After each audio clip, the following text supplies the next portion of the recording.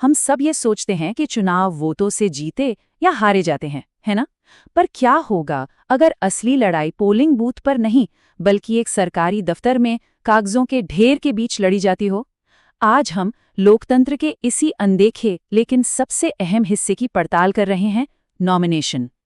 जरा सोचिए, सिर्फ एक छोटी सी टाइपिंग की गलती या नाम की स्पेलिंग में एक मामूली सी चूक और चुनाव लड़ने का आपका संवैधानिक अधिकार वही का वही खत्म हो सकता है। ये दिखाता है कि प्रक्रिया की एक छोटी सी गलती के कितने बड़े लोकतांत्रिक नतीजे हो सकते हैं। इस पूरी बात को समझने के लिए एक बिल्कुल ताज़ा उदाहरण देखते हैं। श्याम रंगीला, जो वाराणसी से चुनाव लड़ना चाहते थे, उनका नॉमिनेशन ही रद्द कर दिया गया। और वजह ये बताई गई कि उन्हें शपथ दिलाने के लिए कोई अधिकारी ही मौजूद नहीं था, और जब तक वो कोशिश करते रहे, डेडलाइन निकल चुकी थी। तो आज की इस पड़ताल में हम इन्हीं मुद्दों पर गौर करेंगे, एक खारिज हुए नॉमिनेशन से शुरू करके।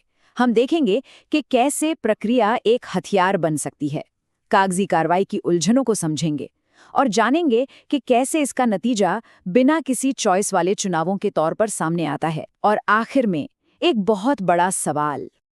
देखिए, श्याम रंगीला का मामला कोई इकलौता केस नहीं है। ये एक बड़े और बार बार दोहराए जाने वाले पैटर्न का हिस्सा है, जो हमारे लोकतंत्र के एंट्री गेट पर ही सवाल खड़े करता है। और ये कोई नई बात भी नहीं है।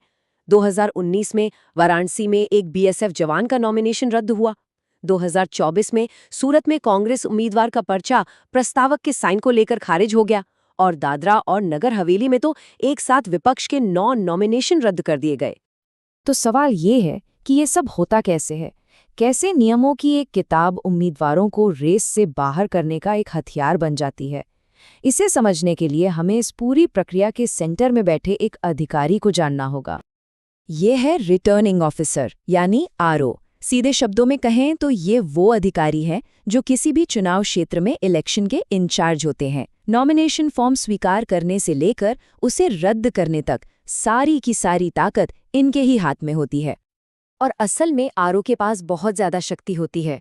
वो किसी भी नॉमिनेशन को ठोस खामी बताकर खारिज कर सकते हैं और उनका फैसला उस वक्त के लिए फाइनल होता है। उम्मीदवार के पास तुरंत अपील करने का कोई रास्ता नहीं होता।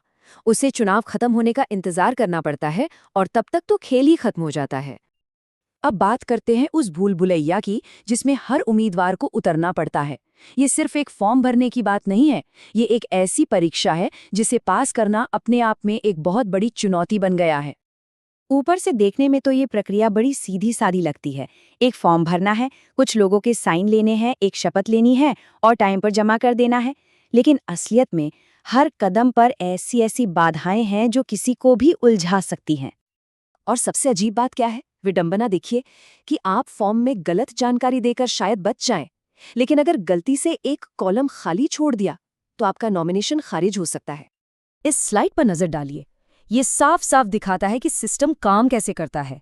आप गलत जानकारी देते हैं तो शायद कुछ ना हो, लेकिन नाम में एक टाइपो, एक खाली कॉलम या दोपहर 3 बजे के बाद सिर्फ 1 मिनट की देरी और आप खेल से बाहर। इसका नतीजा ये होता है कि चुनाव लड़ने के लिए अब सिर्फ लोगों का समर्थन काफी नहीं है। अब आपको वकीलों की एक टीम चाहिए जो ये पक्का कर सके कि आपका फॉर्म हर तरह से परफेक्ट है। ये एक आम नागरिक के रास्ते में बहुत बड़ी दीवार खड़ी कर देता है। अब इस मुद्दे के सबसे गंभीर पहलू पर आते हैं।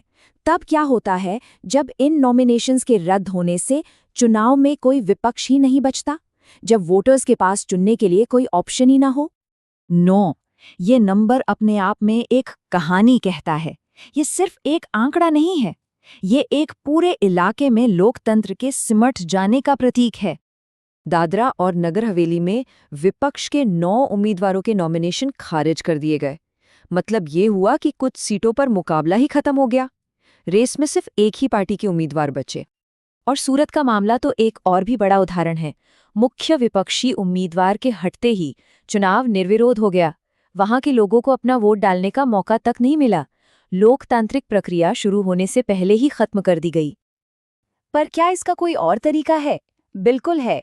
दुनिया के कई देश जैसे यूके, जर्मनी और कनाडा में एक सहायक सिस्टम है।